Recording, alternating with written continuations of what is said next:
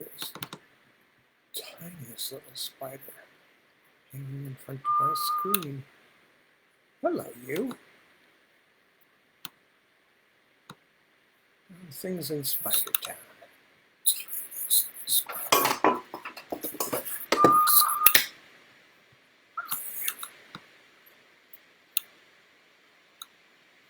Things in Spider Town.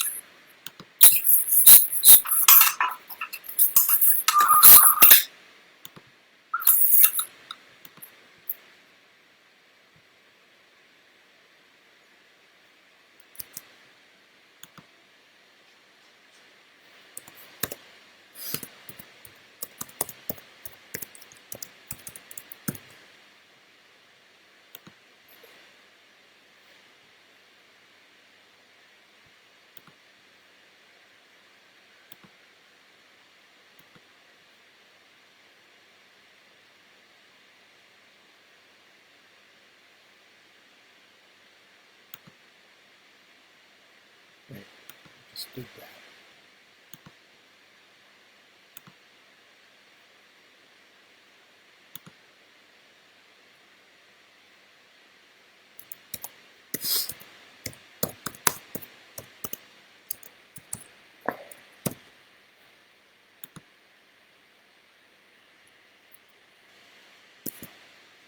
And there we go. I think we're ready. There was a charming little spider hanging down the front of my screen. And I mean tiny, tiny, smaller than a flea. It was really tiny. Now it appears to have moved back up into my webcam. I hope it's happy there. We have a lot of spiders. And although some of the people in our household are not spider fans, I am. But even the people who don't like spiders are very good about carefully carrying them to some other place where they won't feel oppressed or intimidated by said spiders. So that's okay. Me, I like spiders just fine. I just let them hang out wherever they want to. And this one was literally hanging down in front of my screen. Little charmer, little cute little guy. Anyway, hello, good morning. It's 4th of July here in America. And so as I mentioned, I'm probably going to do a recorded reading for the 7 p.m. folks, but you people are stuck with the live me because there's nothing going on at this time of 4th of July. I'm not even hearing any idiots setting off fireworks, which you usually get this time of the year. So far, so good. But anyway, so it's 4th of July. It is Independence Day, and it's a holiday. And as with most holidays, it changes virtually nothing for me or anybody in this household, except that we stop to reflect on whatever the holiday is in question. But what do I have to reflect on the holiday, and why would any of my European friends care? Because America is a product of the age of reason, and although America has failed and fallen short of many of its own self-proclaimed goals, there's still a lot of good things about this country, a lot of good things. And especially when we have people who are not actually crazy in positions of government. And although we fall far short of what some people would like to say about, how this country is the greatest country on earth and all that. And, first of all, it's like saying, the handsomest man or the most beautiful woman in the world. These are entirely subjective categories. But there are a lot of things about America and being an American that are so much a part of me that I would have trouble separating myself from them. I found this out very clearly when I was living in England. I love England. I love England in a number of ways, and I have all my life, and I loved living there, and I would happily go back to England and live there some more if it worked out that way. But when I was living in England, since that was my first long stretch of living outside of my own country, I discovered that I was very American in a lot of ways. The cultural differences became very clear to me. Um, so, although in my family we've always sort of held ourselves as being, in the loyal opposition to a lot of American stuff, um, I cannot deny that I am American and that is my cultural heritage as well as my nationality, and that there are a lot of things that we believe in as Americans, even though we don't always live up to them, that are very good things indeed. So my hope this 4th of July is that we will continue to try to move closer to our national goals, to what we think of ourselves as when we think of Americans, and that we will be better at, accepting the fact that there have been a lot of bad and wrong things done in America over the course of our nation's life, and that talking about them is actually a good thing, and acknowledging them is an even more important thing, and that both of those things have to happen before you can actually begin to correct some of the most deep-seated problems. So I'm a big believer that lying to yourself or lying to others is not the way to go with anything.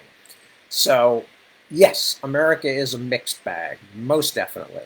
But there's a lot of stuff I'm proud about, and a lot of things that I can't take personal credit for, but I'm very glad to be an American.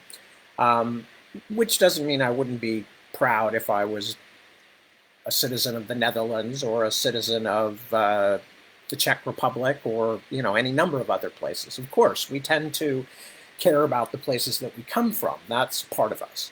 Anyway, I don't know why I started off on this whole thing, except it is 4th of July, and I thought I might talk about it a little bit. Anyway, let me quickly, we're going to read in just a moment, but let me quickly just see who we've got on board tonight who has signed in. And first off is Olaf. Hello, my friend. Good to see you.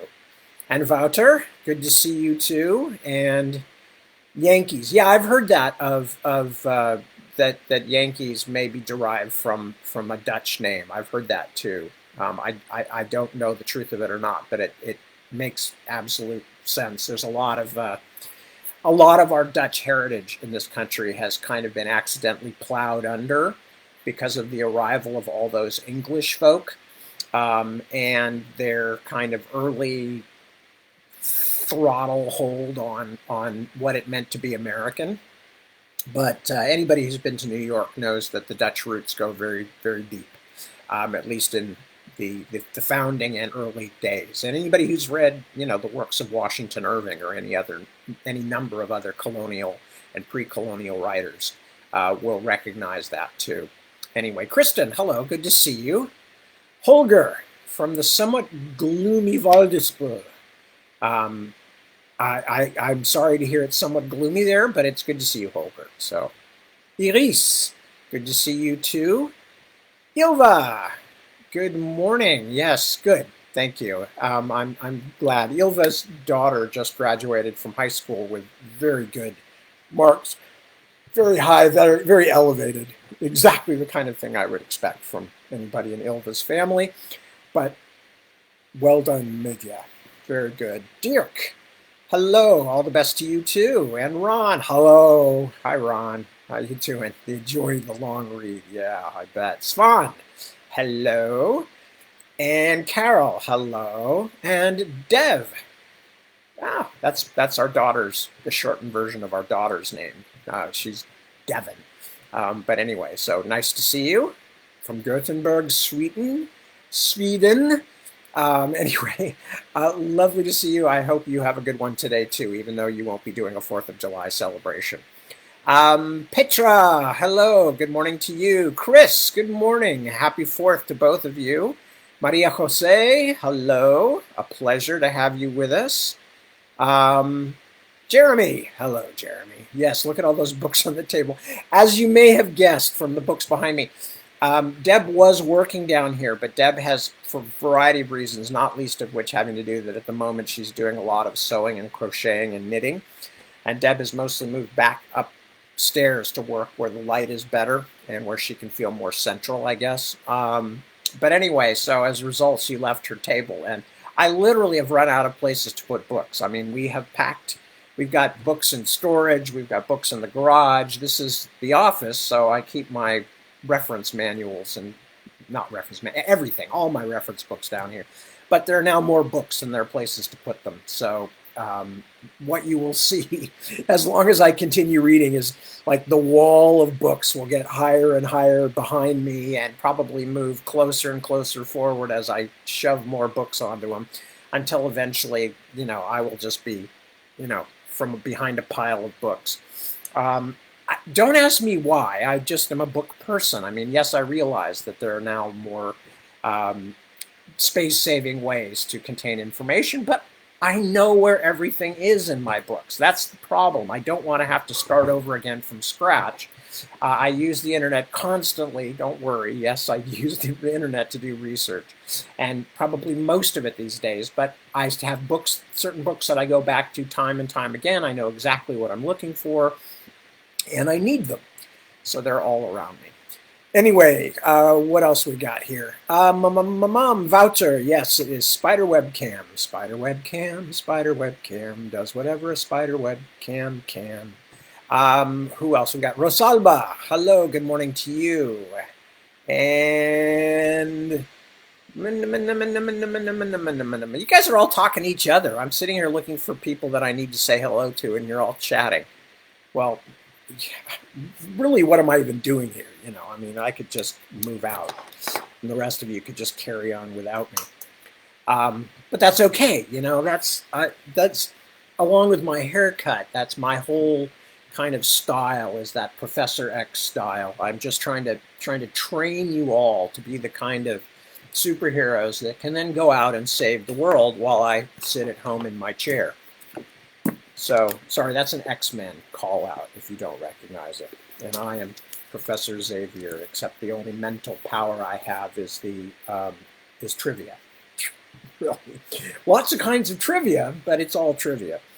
Anyway, okay, so we're going back to Shadowmarch, which we are bustling along with now. We're more than halfway through.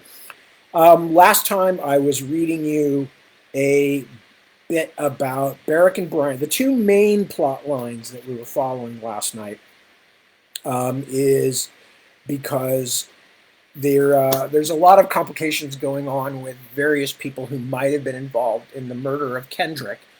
And one of the things that's going on with that is what happened to the letter that the king sent that disappeared on the night of Kendrick's death. And we have now found out that Avon Brone, the constable, the Lord Constable, but also sort of the chief advisor at this point, had it.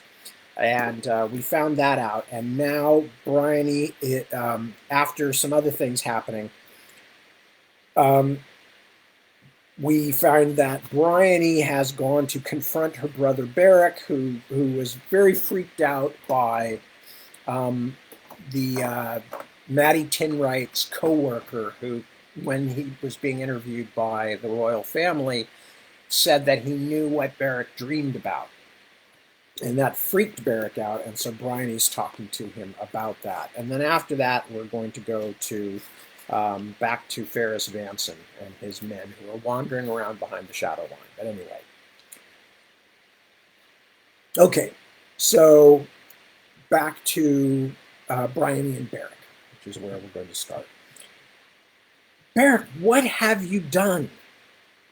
He turned, eyes damp, red-rimmed. Done? Nothing. Not yet. I can't make any sense of this at all. She combed a tangle of damp red hair back off his brow with her fingers. Just talk. Whatever is wrong, you're still my brother. I'll still love you. He let out a snort of disbelief, but the storm had passed. He let his head fall back on the cushion and stared up at the timbered ceiling. I'll tell you what Father's letter said. Tell Beric that he should be glad for me. Although I am a captive, my health has actually been much better this last half year. I almost think it has done me good to get away from the damp northern airs." That's what he wrote. Bryony shook her head. "What? Do you think he means that he is happier being away from us? From you? He is jesting, Barrack, trying to make light of a terrible situation." "No, no, he's not. Because you don't know what he's talking about, and I do." The fire in him had died down. He closed his eyes. "Do you remember the nights when Father couldn't sleep? When he would go to the Tower of Summer and sit up all night with his books?" She nodded. The first few times, Olin's ability to slip away had been the cause of much alarm around the residence, until his family and the guards had learned to look for him in his library in the tower. The king had returned each time from these midnight excursions with an embarrassed air, as if he had been found in drunken sleep on the throne room floor. Bryony had always believed that it was thoughts of his dead wife that tormented him so badly on those nights that he could not sleep. He always spoke of their mother Mariel as though he had loved her very much, even though the marriage had originally been arranged by his father when Olin and Mariel, the daughter of a powerful Brenish duke, were both very young. Everyone in the household knew that her death had been a hard, hard blow for him. "And you remember that he would always bar the door?" "Of course." Locked out, the guards had only been able to rouse the king by banging on the door until he came to open it, blinking like an owl and wiping its sleepy eyes. I think he cried. He didn't want anyone to see him weeping over our mother."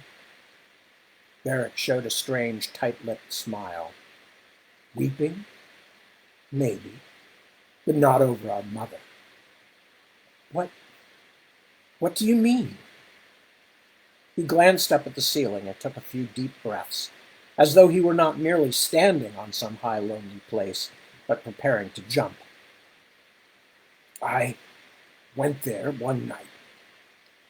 I had a nightmare. I think I must even have been walking in my sleep.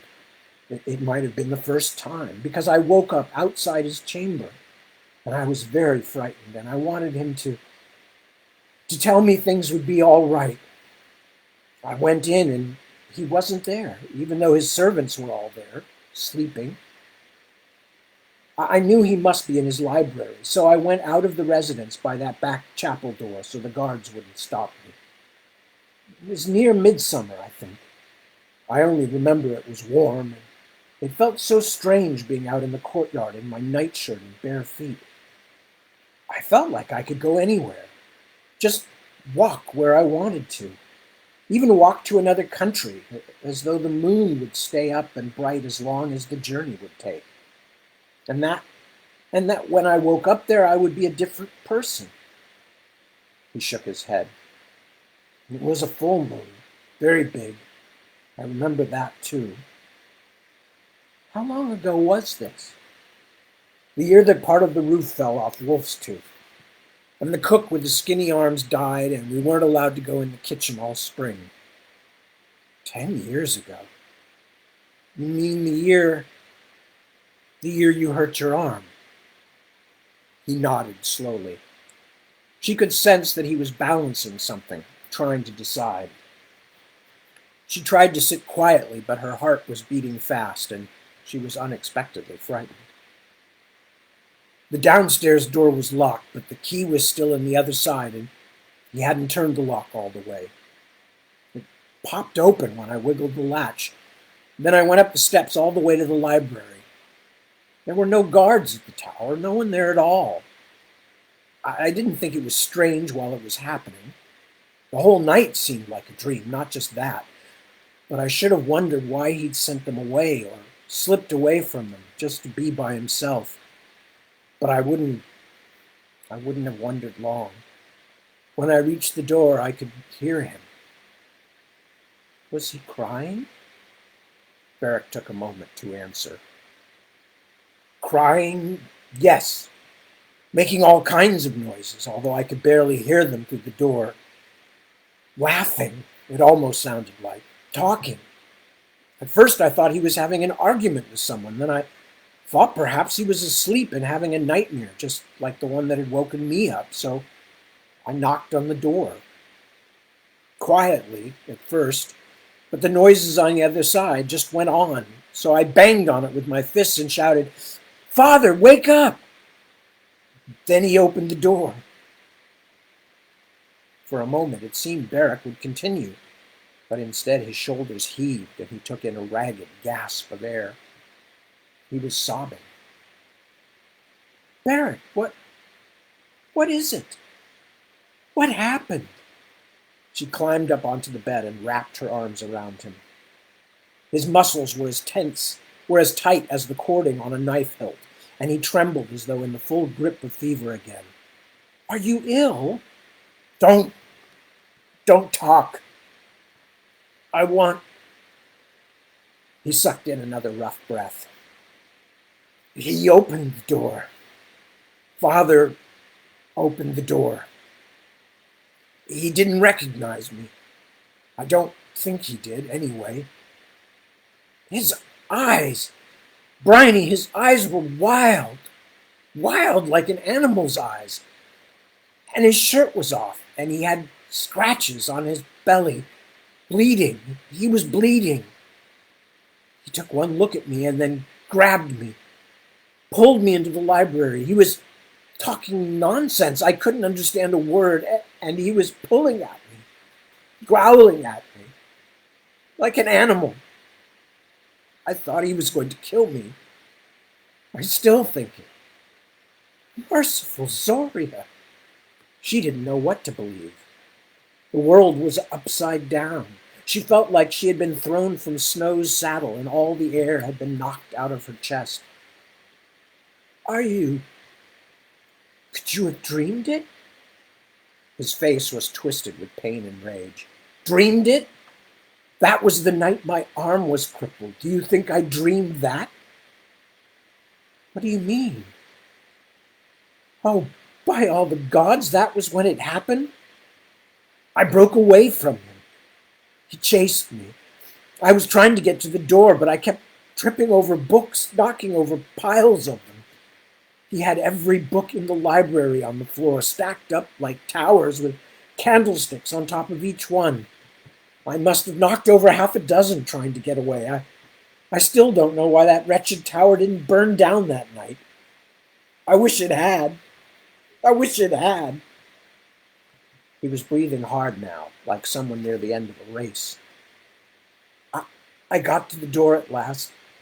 He kept chasing me, growling and cursing, talking nonsense.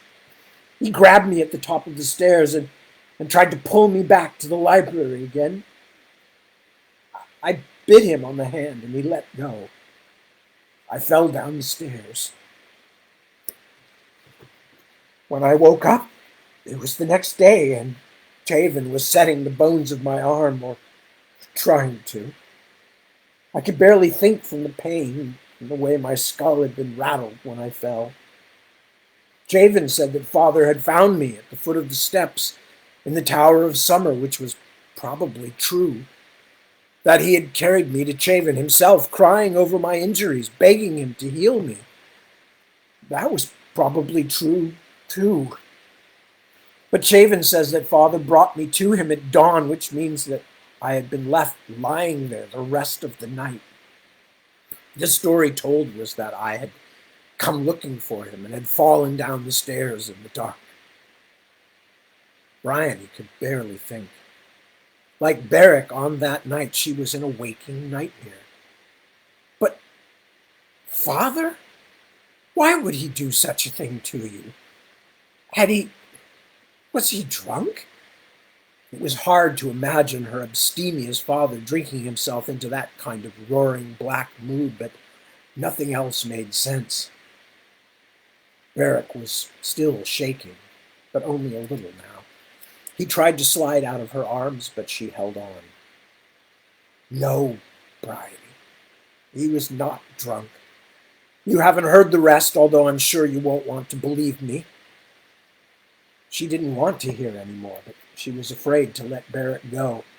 afraid that if she did, he would somehow fly away like that half-tamed pigeon-hawk she had lost when its crayon snapped and it had gone spiraling out from her, never to return. She tightened her grip so that for a moment they were almost wrestling, rocking the covers around Barrick's legs until he gave up trying to escape her. I've always had nightmares, he said at last, quietly. Dreamed that there were men watching me, men made of smoke and blood, following me all through the castle, waiting to catch me alone so they could steal me away or somehow make me one of them. At least I always believed that they were dreams. Now I'm not so certain. But after that night, I began to have one that's worse than the others. Always him, his face, but it isn't his face. It's a stranger's face. When he came after me, he looked like a beast. Oh, my poor Barrett. You may want to be more careful with your sympathies. His voice was partially muffled by the cushion. He seemed to have grown smaller in her arms, curled into himself. You remember I was in bed for weeks. Kendrick came to bring me things. You came and played with me every day, tried to. You were so quiet and pale. It frightened me. It frightened me, too. And Father came, but he never stayed more than a few moments. Do you know, I might even have believed it had all been a nightmare, that I really had just been sleepwalking and then fell down the steps, except for the way he could not be around me without fidgeting and avoiding my eyes. Then one day when I was finally up and limping around the household instead of confined to that cursed bed, he called me into his chambers. You remember, don't you? Was the first thing he said. I nodded. I was almost as frightened then as the night had happened. I thought I was the one who had done something terribly wrong, although I wasn't sure what it was. I half thought he might try to murder me again, or have me thrown in the stronghold to rot in a cell. Instead, he burst into tears. I swear it's true. He wrapped his arms around me and pulled me to him and kissed my head all the time, crying so hard that he got my hair wet. He was hurting my arm badly, which was tied up in a sling. Once I stopped being frightened, I hated him. If I could have killed him at that moment, I would have. Barrick, you wanted the truth, Bryony. This is what it looks like. He finally wriggled himself free of her. He told me that he had done a terrible thing and begged my forgiveness. I took him to mean that chasing me so that I fell down the stairs and shattered my arm, crippling myself so that I could never play or ride or draw a bow like the other boys was the terrible thing. But as he clutched me and talked, I began to understand that the terrible thing he had done was to sire me in the first place. What? Be quiet and listen, he said fiercely. It is a madness that Father has. It came on him when he was a young man. First as terrible dreams, later as a restless, monstrously angry spirit that on the nights when it takes him grows so strong it cannot be resisted. He has it, and one of his uncles had it. It is a family curse. He told me that it had grown so strong in him that although months might go by and it remained absent on the nights he felt it coming back, he could only lock himself away to rage by himself. That was how I had found him. A family curse? He showed her a bitter smile. Fear not. You don't have it. Neither did Kendrick. You are the lucky ones, the yellow-haired ones. Father told me that he had studied the Eden family histories and that he had never found any trace of the curse in any of the fair-haired children. Only the gods know why. You are the golden ones in more ways than one. But you have... She suddenly understood. Again, it was like being struck a hard blow. Oh, Barrack, you're afraid you might have this too? Might have it? No, sister, I already do. The dreams started even earlier for me than they did for Father. You had a fever long before the fever. He let out a shaky breath. Although since then they have been worse. I wake up in the night cold with sweat, thinking only of killing, of blood. And since the fevers, I see things too. Waking, sleeping, it almost makes no difference. I am watched. The house is full of shadows. She was stunned, helpless. She had never felt so distant from him, and for Bryony, that was a shocking, raw feeling, as though a part of her own body had been torn away. I hardly know what to say. This is all so strange, but even if Father has some madness, he has still managed to be a good man, a loving father. Perhaps you are worrying too. Again he interrupted her. A loving father who threw me down the stairs. A loving father who told me he never should have sired me. His face was stony. You have not been listening very carefully. It started early in me. My madness won't be mild like Father's. A few days a year when he must shut himself away from the rest of mankind. That is what he meant in the letter. Do you see now? That he has not suffered badly from the madness since he has been captive. It has nothing to do with making jokes. He was talking to me about something ugly we both share. Our tainted blood.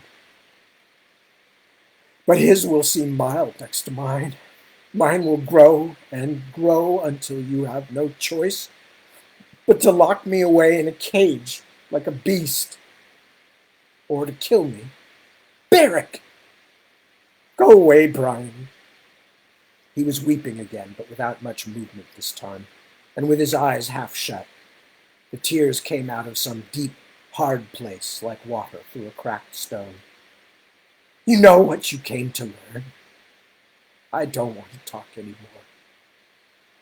But I want to help you. Then leave me alone.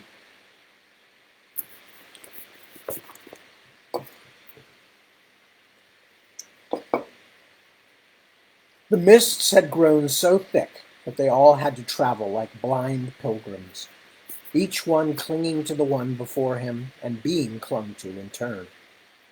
Only the girl Willow, who led them, was not hung between two fellows, front and back. She walked more slowly now in the smothering whiteness, but still with purpose, always forward. Dab Dolly had hold of Vanson's cloak. Sound was confused in the mist, and it was sometimes hard to hear even words spoken in a loud voice by a man a few yards away. But Vanson thought the young guardsman might be whimpering. They had slept 2 times, and walked for most of the waking hours between those sleeps, yet still had found no end to the terrible forest. Ferris Vanson did not have the sense they were walking in circles in the aimless way he and Colum Dyer did before, but he was still disheartened that 2 days' march had not taken them back to the fields of men. It could be, he thought, that even if we're not going in circles, we've turned the wrong direction. Perhaps I've trusted in the girl too much. The moon, after an initial appearance when they were setting out, had been as scarce as the sun.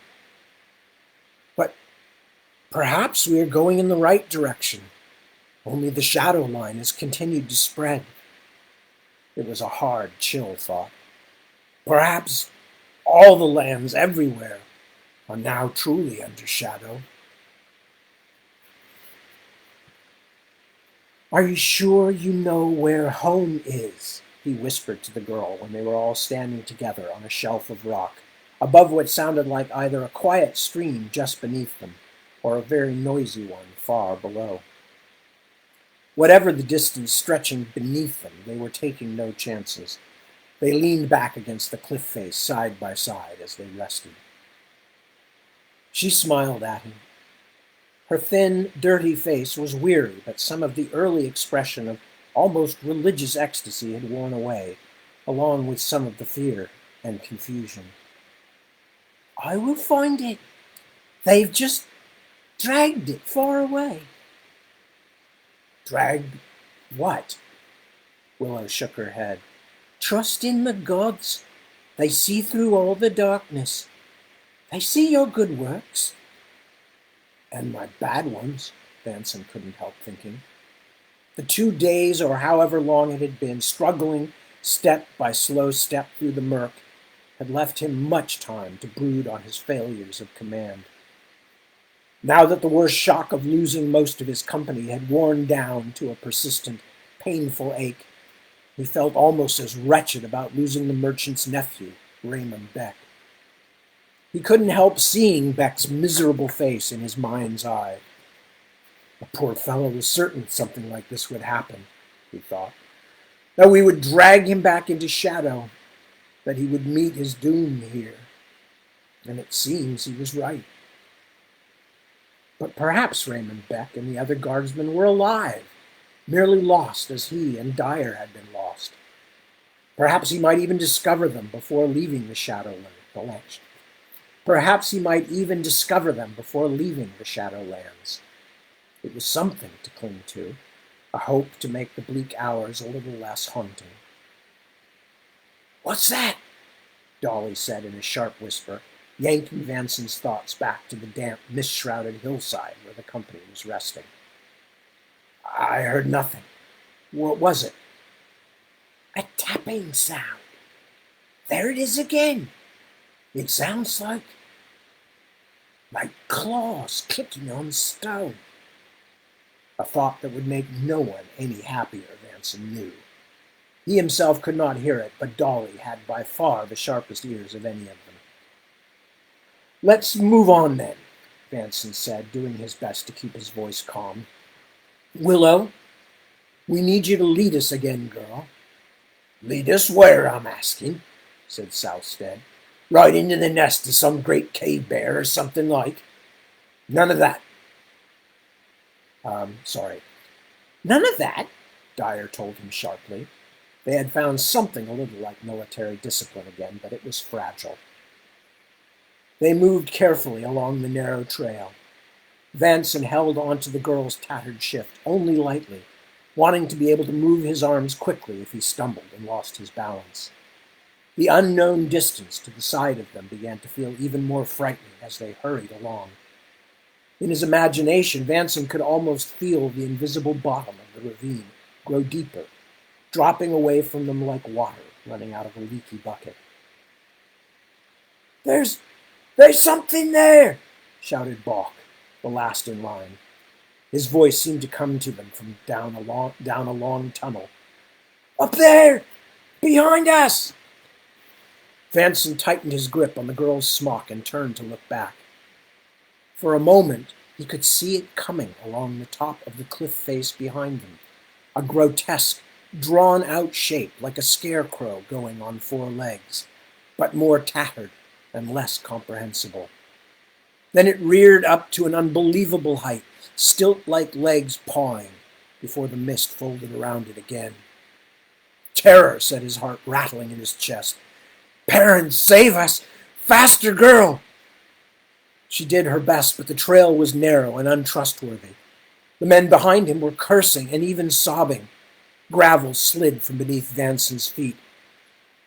Now he could hear the thing just above them, clicking and scratching like the armored claws of a crab dragging across the wet rock between tide pools.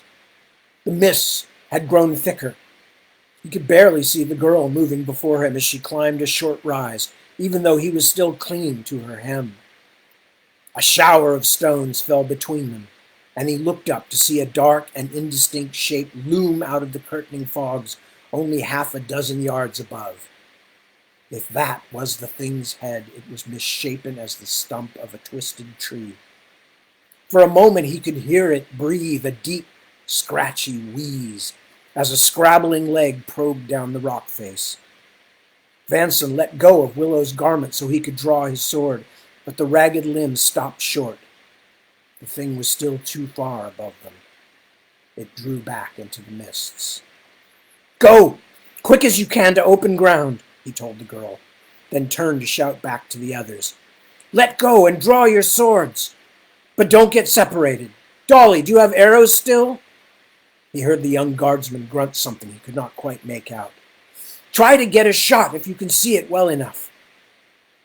Vanson scrambled up the path behind the girl, doing his best to lean in toward the hill face, despite every screaming sense telling him to lean back, away from the reaching arms of the thing that stalked them just up the slope. Behind him, the men had become a disorganized rout, but he did not know what else to do. To make them try to continue walking while holding on to each other and their weapons would be to invite disaster. They needed to find their way to some open space where Dolly's bow and their swords might save them. He staggered and put his foot down on loose soil, then windmilled his arms to keep from tipping out into the misty invisibility behind him. As he regained his footing, another scrabbling noise came from behind him, then a strange wooden creaking and a sudden screech from one of the men, a sound of such naked animal terror that he could not even tell who was making it. He turned, blade held high, to see the huge thing had lunged downward out of the fogs, like a spider gliding down a web. The men around it were screaming and hacking away. In the instant it was among them, it still had no semblance or shape of anything he could understand. Spindly arms long as tree branches, hanging rags of skin or fur almost like singed parchment. It was a madness, an obscenity. For an instant only he saw in the chaos what seemed to be a sagging hole of a mouth and a single empty black eye. Then the huge thing went scuttling backward up the cliff face, with a kicking, shrieking bundle clutched in its folding limbs. Beside him, Dolly cursed and wept as he loosed a single arrow at the shape. Then it disappeared into the mists again. It had taken Colum Dyer. They staggered now in silence, Vanson choked with despair. The thing had caught what it wanted, and they did not see it again. But it was as though it had reached down and plucked their hearts away with their comrade. Vanson had known Colum Dyer since he first came to Southmarch. He found his thoughts turning helplessly again and again to that moment, to Dyer's screams. Once he had to stop and be sick, but there was little in his stomach to vomit out. When they finally reached the edge of the cliff path, they stopped, gasping for breath as though they had been running at uttermost speed, although they had spent most of the hour since the attack barely at walking pace. Mikkel Southstead and Balk were gray with fear. They knelt on the ground, praying, although to what gods Vanson couldn't guess. The girl Willow was clearly frightened too, but sat on a stone as patiently as a child being punished. Young Dolly stood with his bow still in his hand and his last arrow on the string, tears in his eyes. "What was it?" he asked his captain at last. Ferris Vanson could only shake his head. "Did you hit it?" It took Dolly a moment to reply, as though he had to wait for Vanson's voice to blow down a long canyon. "Hit it? You shot at it. I want to know what happened in case it comes back. Did you hit it?" "I wasn't trying to hit it, Captain." Dolly wiped at his face with the back of his hand. I was trying to kill Colum before it took him away. But I couldn't see if Vanson closed his eyes for a moment, fighting back tears of his own. He put his hand on the young guardsman's quivering shoulder. "The gods grant you made a good shot, Dab." So bleak and quiet was the company, so defeated, that when Vanson saw the moon again, he didn't speak of it, not wanting to raise hopes that had been so often dashed. But after an hour more trudging silently behind the girl, he could not ignore the fact that the mists were clearing. The moon was not alone. There were stars, too, speckled across the sky as cold and bright as ice crystals. They walked on through the high grass of wet hillside meadows. Excuse me. They walked on through the high grass of wet hillside meadows and through thinning strands of trees. Let me try that one more time. They walked on through the high grass of wet hillside meadows and through thinning stands of trees, still alert to any sound. But after a while, Vanson was certain that something truly had changed. The moon was far down in the sky now, a sky that had always been blurry with fog and cloud. They were all staggeringly tired, and for a few moments he considered stopping to build a fire so they could dry out wet clothes and snatch a little sleep. But he was afraid that if he closed his eyes, he would open them again to find everything submerged in silvery nothingness once more. Also, the girl was striding determinedly forward despite her weariness, like a horse on the path back to the barn at the end of a long day, and he didn't want to disturb her. Now that the mists had thinned, he let go of her ragged smock and dropped back to walk for a little while with each of the men in turn, Southstead, Dolly, Balk, saying nothing unless they spoke to him, trying to turn his savaged company back into something whole again, or at least into something human. He couldn't pretend that he was not overseeing a disaster, but he could make the best out of what he had. They trooped on through shadowy glens and over moonlit hills.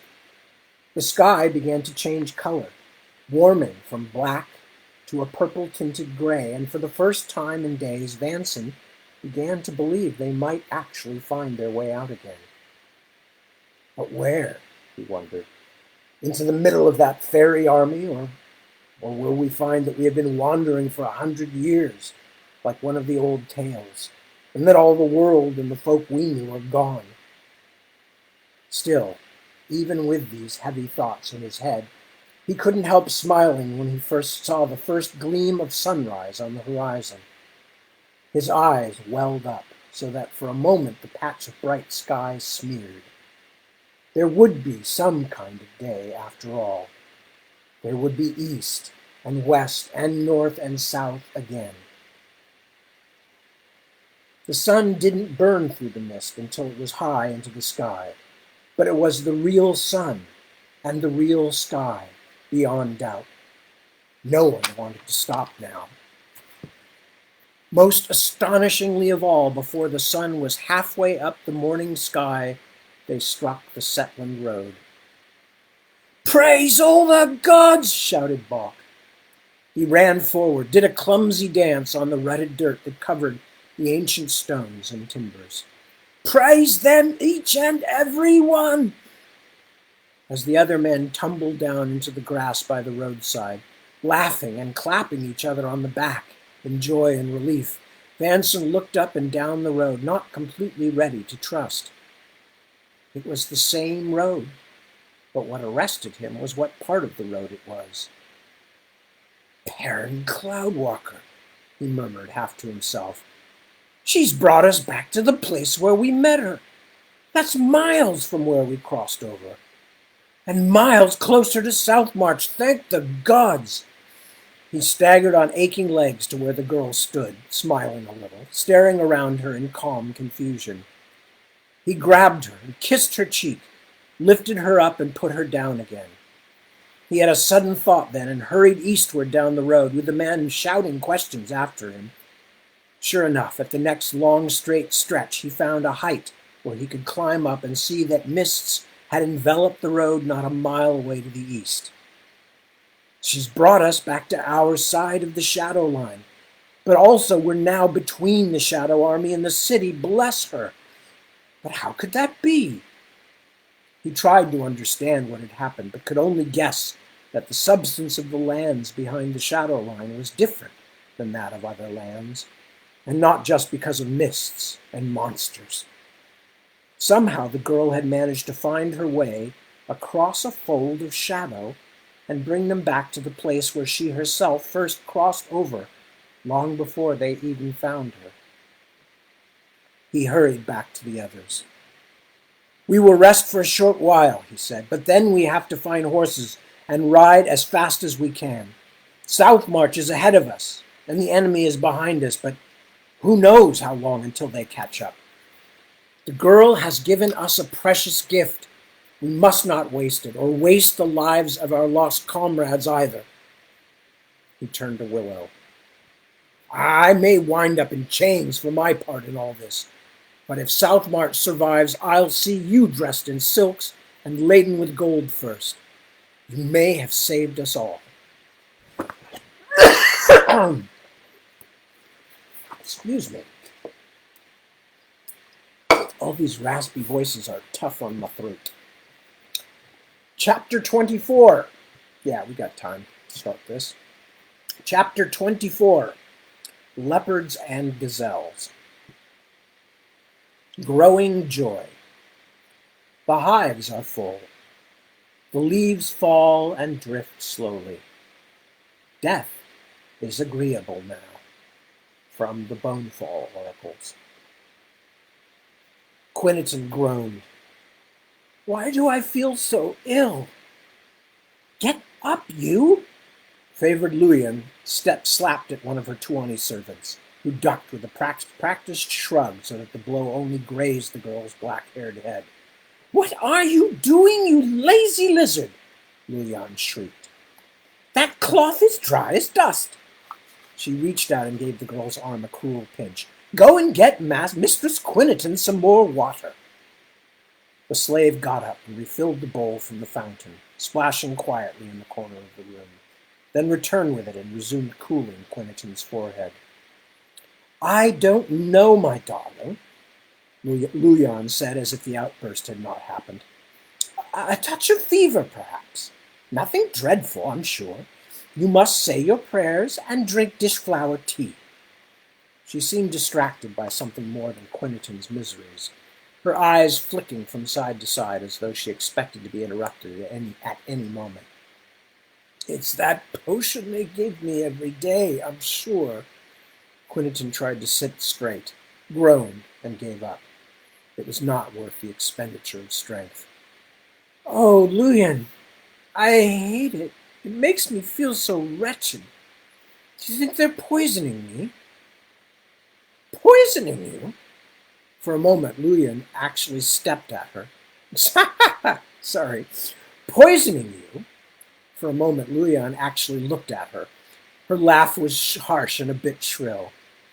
"My small sweet one, if the Golden One wished you dead, it would not be poison that killed you. It would be something much—" She paled a little, caught herself. "What a thing to say! As if our beloved autarch, praises to his name, would want you dead in any case. You have done nothing to displease him. You have been a very good girl."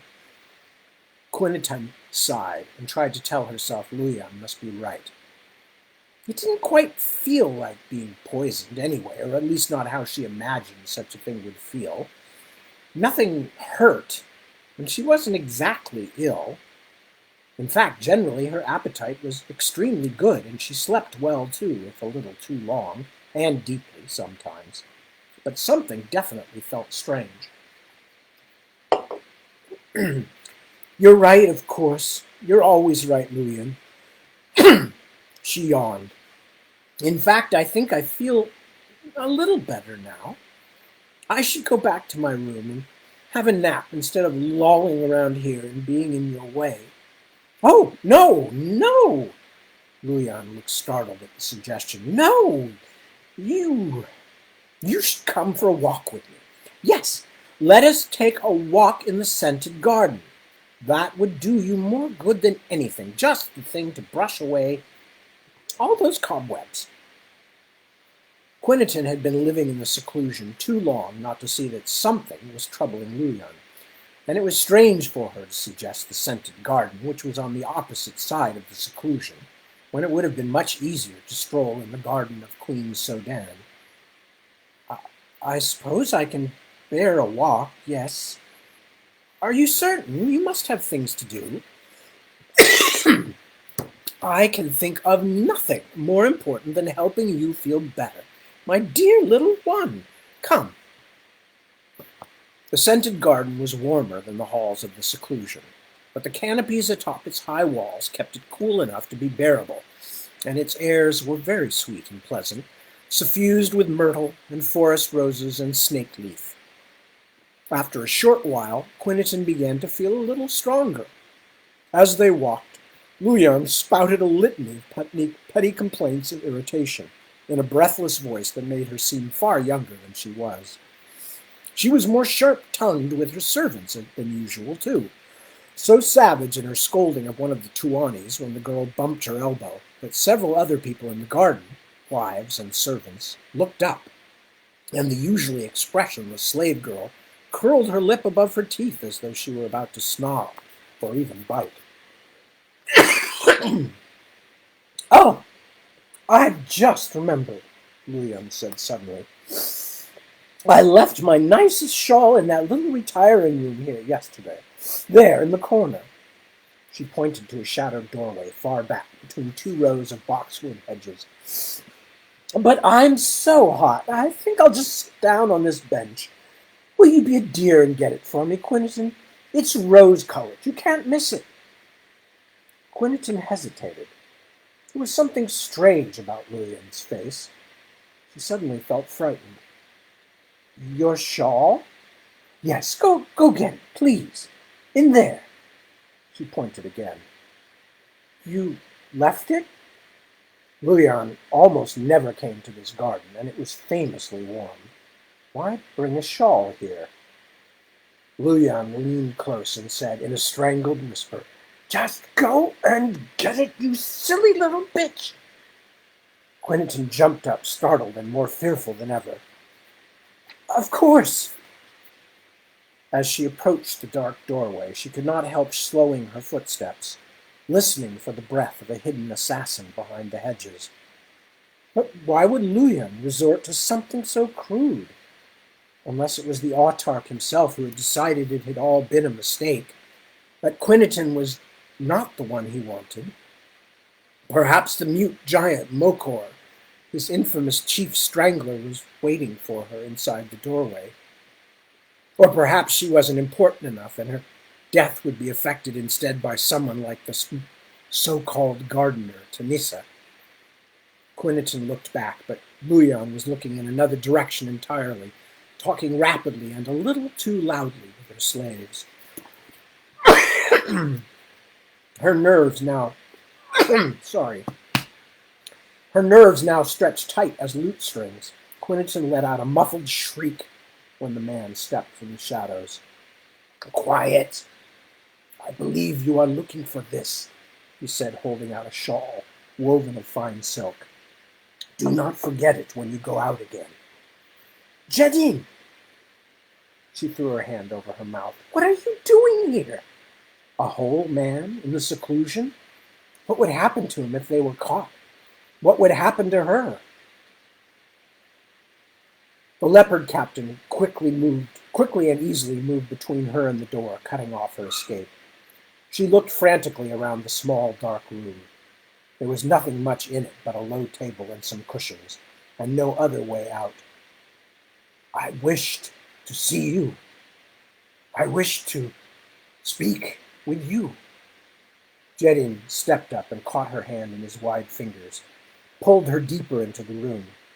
Her heart was beating so quickly she could scarcely take a breath, but she could not entirely ignore the strength of his grip or the way it made her feel. If he wished, he could throw her over one of his broad shoulders and carry her away, and there would be nothing she could do. Except scream, of course. But who could guess what she would earn for herself if she did? And we are going to stop there because I'm having a bit of a coughing fit. And we're almost 3 o'clock anyway. Excuse me. I'm just having a bit of a dry, raspy throat today.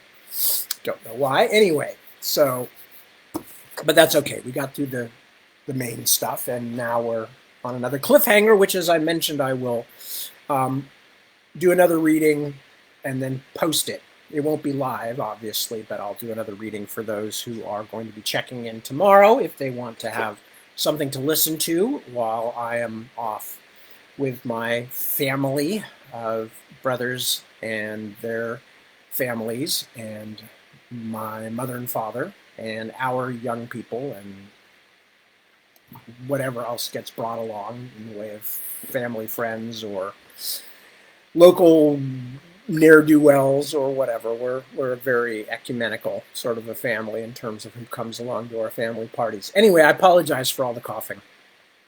Just one of those things. Let me think. No, there's not much else I really need to say except that I thank you as always for joining me. I hope you will have, those of you who are American or are in America, will have a good time tomorrow with whatever celebration you do or whatever deep thoughts you entertain on the subject of America.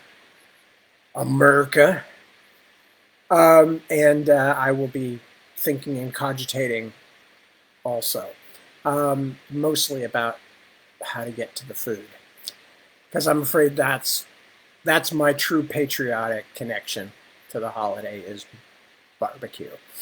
No, as I explained earlier, it's more than that to me. But let's face it, the food part and the fireworks are both pretty important too.